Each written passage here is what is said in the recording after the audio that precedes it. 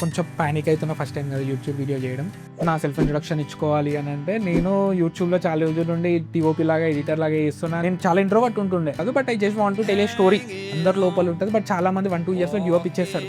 Wedding photography is also a kind of story telling. అది fraction of సెకండ్స్లో ఒక moment miss అయిపోతే నువ్వు మళ్ళీ క్యాప్చర్ చేయలేవు, ఒక లైఫ్ టైం మూమెంట్ మిస్ అయిపోతుంది.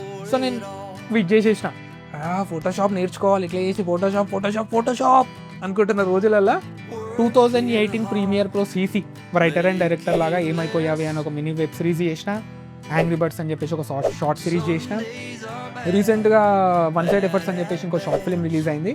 ఒక కెమెరా ఉంటేనే ఫోటోగ్రాఫర్ సినిమాటోగ్రాఫర్ అవుతావు అనుకుంటే నువ్వు ఎప్పటికీ కావు.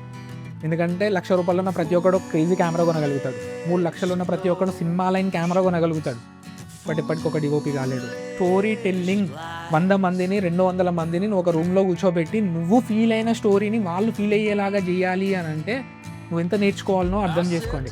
ఓవరాల్గా సినిమా దిద్దాం. Actual film making is nothing but process of learning అని చెప్పేసి చాలామంది అంటారు, అండ్ అది నేను నమ్ముతా. వెరైటీగా అనిపిస్తుంది ఇట్లా అడగాలంటే, ఎందుకంటే చాలామందిని చూసి ఉంటాం యూట్యూబ్లో, బట్ మనం కూడా మారాలి బ్రో. సబ్స్క్రైబ్ చేయండి. Thank you.